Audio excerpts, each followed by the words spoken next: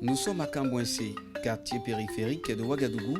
Sur ce périmètre, Amadou Zongo supervise en milieu réel la diffusion de nouvelles variétés de niébé. Ici sont produites des semences de pré-base en vue de répondre aux besoins des différents centres de recherche, notamment dans le cadre de la prochaine campagne humide. Depuis 2012, il y a eu en fait une révolution au sein de la motion du niébé. En 2012, nous avons pu mettre en place 6 variétés. En 2012-2013, vulgariser 6 variétés de niébé qui ont été en fait des niébés beaucoup prisés, notamment comme Calais, comme Tiligré, Nizouin, Siandé, ainsi de suite. Alors, maintenant, une chose est de faire de la création variétale, mais une autre chose aussi est de permettre à ce que ces variétés arrivent au public cible. Donc c'est en fait la diffusion. Ces semences de base, une fois certifiées, seront remises aux mains des producteurs qui en feront à leur tour des semences de consommation. En effet, depuis 1990, il existe au Burkina Faso plusieurs variétés de légumineuses. Celles-ci ont considérablement changé la vie des populations, comme c'est aussi le cas pour le présent projet. Nous sommes dans un contexte de changement climatique beaucoup avancé. La pluie s'est fait beaucoup rare.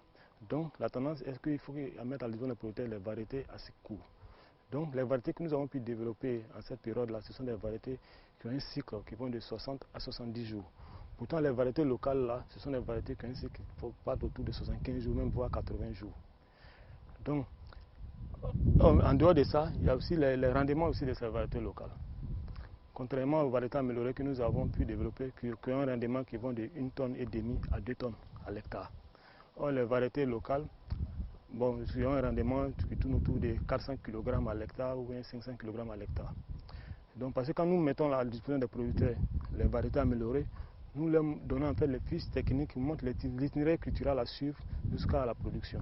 Quand l'itinéraire est suivi dans les normes, alors le producteur peut s'attendre à atteindre ses rendements qui sont sur ces fiches techniques. Plusieurs associations réparties dans le centre du pays, à l'est et dans le centre-ouest ont bénéficié de formations entrant dans le cadre de la diffusion de ces nouvelles variétés du niébé.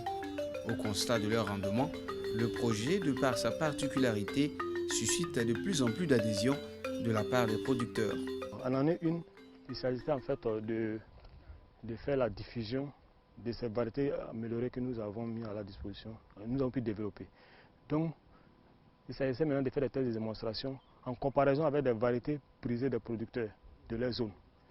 Par exemple, nous avons mis 4 variétés améliorées et 2 témoins. Les témoins, une des variétés anciennement vulgarisées, qui était la variété en fait prisée des producteurs, et puis une variété locale des producteurs eux-mêmes, qui ils estiment que c'est la meilleure de leurs variétés.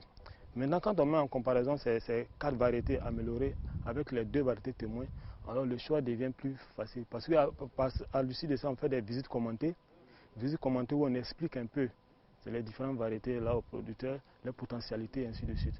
Donc c'est les producteurs même qui viennent à choisir parmi ces variétés-là, les variétés qu'ils désirent le plus. Et ça facilite un peu l'adoption de ces variétés-là.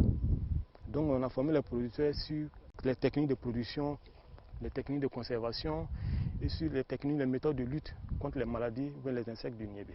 Dans ce projet aussi, il s'agissait aussi d'accompagner les producteurs parce que quand on leur donne, quand la variété est adoptée, il faut maintenant qu'ils puissent avoir en grande quantité. Donc en année 3, on devait les accompagner pour la production de 3 hectares de semences certifiées de niébé qui pourraient redistribuer ça à l'instinct au sein de l'association, des membres de l'association de groupement ou bien dans la zone entière. Donc ce qui nous a mené en fait en année 3 du projet là, accompagner les producteurs en leur fournissant la semence de base et tous les intrants qui vont avec, contenant les produits phytosanitaires, l'engrais, ainsi de suite, et les sacs de conservation. Autre cadre, autre projet, même objectif recherché, nous sommes dans les laboratoires de phytopathologie de l'INERA, toujours à Kambouensé. Maître de recherche, Elisabeth Isida et son équipe y ont également développé une technologie innovante faite à base d'extraits à queue pour traiter les semences, protéger les cultures des maladies et accroître les rendements du sorgho et du mil. Le problème est que les produits chimiques ne sont pas fabriqués chez nous ici, donc ça vient d'ailleurs, ça fait que ça coûte cher. Et la plupart de nos producteurs ne connaissent pas lire ni écrire, donc pour choisir le bon produit, c'est un problème. Un autre problème, c'est l'effet même des produits chimiques sur notre environnement, sur notre santé Et ça pose beaucoup de problèmes. Et nous avons vu cela depuis, on peut dire même très tôt, parce que quand on va revenir sur la genèse de ces produits-là, ça date d'un peu longtemps. Il y a eu un certain moment où on s'est dit, mais les produits chimiques, c'est bien. Mais nos parents, nos grands-parents qui cultivaient et qui n'utilisaient pas de produits chimiques, comment ils protégeaient leur culture? On s'est posé cette question-là. Et on a dit, bon, on va faire des enquêtes auprès des producteurs pour voir s'il y en a encore qui ont des informations à ce niveau. À l'instar de l'Eclipta alba ou du balanites, la plupart des plantes utilisées dans la mise au point de cette technologie basée sur la macération sont des plantes déjà bien connues des producteurs, comme des plantes insecticides, notamment pour la conservation des semences. Une méthode très facile à l'emploi et qui ne fait appel à l'usage d'appareils ni d'énergie. Nous nous sommes focalisés sur, par exemple, les plantes. Il y a des plantes qui ont été citées dans plusieurs localités différentes. Donc des gens qui n'ont rien à voir avec d'autres personnes, mais qui se retrouvent à citer la même plante pour lutter contre, par exemple, la même maladie. On s'est dit, si beaucoup de gens parlent de cette plante-là, peut-être qu'effectivement il y a quelque chose dedans. C'est là on s'est dit qu'on va essayer de vérifier est-ce qu'à travers certaines plantes, il y a effectivement un genre de produit qui peut être utilisé contre les champignons. Donc on a commencé comme ça et je sais que moi j'ai commencé avec 10 plantes et d'élimination en élimination on est arrivé à 3 plantes et on a avancé les recherches avec 2 plantes qui sont Eclipta alba et puis balanites. Depuis la mise au point de cette technologie, des enquêtes réalisées auprès des producteurs ont montré que ces derniers étaient très enthousiastes. Au total, 8 provinces ont été impactées, dont 3 grâce à l'appui financier du Fonds RID. Le processus de vulgarisation du reste se poursuit et l'équipe espère toucher le maximum de producteurs afin d'anticiper sur les effets néfastes des produits chimiques utilisés dans la conservation. C'est surtout de montrer la technique aux producteurs, puisque les plantes on les trouve partout. Et Eclipta alba, j'ai dit, dans les coins assez humides, on le retrouve. Donc ceux qui sont proches des barrages ou bien dans les bas-fonds, ils vont avoir cette plante-là plus facilement. Balanites, qui est un arbuste épineux, qui pousse aussi un peu partout au Burkina. Bon, d'ailleurs, dans nos travaux avec les producteurs, là, la majorité a opté pour balanites. Parce que ça, c'est là permanemment. Que ce soit pendant la campagne ou bien pendant la saison sèche, on peut prélever facilement. Donc, ce n'est pas nous qui allons apporter le produit aux producteurs, c'est eux-mêmes qui vont prélever et l'utiliser. Les recherches que nous on a fait des évaluations et on a vu que lorsqu'on traite les semences comme ça, si c'est bien sec, ça peut rester, on les a semées. Et un jour après le traitement, 1 semaine, 2 semaines, 3 semaines, jusqu'à 1 mois. Et comme la pratique est assez simple aussi, bon, le message a passé rapidement. Parce que quand ils l'ont utilisé, au début on utilisait les produits, mais on traitait à côté le produit chimique pour qu'ils comparent. Ils ont vu que les plantes réagissaient comme les produits chimiques et des fois même plus que le produit chimique. Et le choix est évident et c'est rapide. Au cœur également de ces technologies dites innovantes, Ignace Sawadogo travaille avec une équipe de recherche dont la mission consiste à la valorisation des substances naturelles à potentiel biopesticides. C'est dans ce cadre qu'il a travaillé à mettre au point 3 formulations à base de plantes aromatiques locales dans le but de protéger les récoltes, en l'occurrence le maïs et l'arachide. Il faut dire que c'est une recherche qui a été menée dans un cadre pluridisciplinaire qui a impliqué énormément de chercheurs pendant 3 ans. Il y a notamment eu des entomologistes, des biochimistes, des chimistes et des toxicologues qui nous ont permis durant les 3 années-là de mener cette recherche-là pour aboutir à ces résultats-là.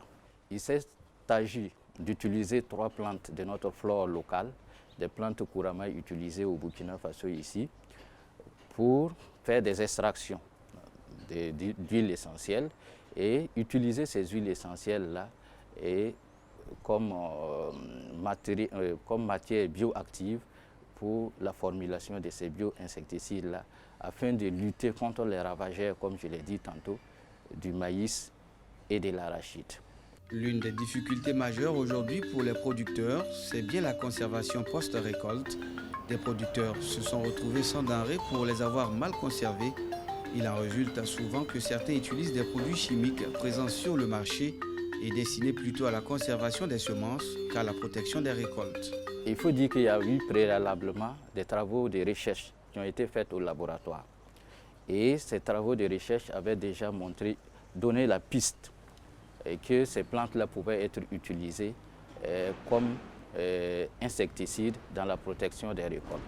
Et donc nous nous sommes orientés vers la valorisation de ces plantes-là pour confirmer d'abord ce qui a été trouvé au laboratoire et faire des formulations que nous avons utilisées en milieu paysan pendant ces 3 années-là à Bobo-Dioulasso avec les producteurs. Et c'est à l'issue de ces 3 années de tests-là que nous avons, en fait, le produit a été validé comme pouvant être utilisé pour la protection post-récolte de l'arachide et puis du maïs. Dans la mise en œuvre de cette technologie, 3 ravageurs à l'origine de la perte des récoltes liés aux insectes sont ciblés: le Cytophilus zea maïs, le Rhizoperta dominica pour le maïs et le Cariedon serratus pour l'arachide. Qu'est-ce que nous avons voulu faire? C'est de trouver une alternative à l'utilisation des produits chimiques là, en partant vers les plantes que nous avons et qui sont généralement même utilisées par les producteurs. Également, ça pouvait les aider en matière de santé, parce que quand vous savez, quand c'est la santé qui est la mère de tout ce que nous faisons. Et donc, ces produits que nous avons élaborés, que nous avons formulés, pourront aider les producteurs à les protéger et à protéger les récoltes. Voilà. Et c'est un produit facile d'utilisation. Et ce produit-là peut être utilisé également pour la protection des récoltes issues de l'agriculture biologique comme de l'agriculture conventionnelle. Outil de développement des pratiques agricoles, ces projets visent une meilleure contribution de l'agriculture au développement du pays. Ils sont soutenus depuis 2011 par le Fonds RID, dont la mission est d'œuvrer au financement de la recherche et de l'innovation pour le développement du Burkina Faso.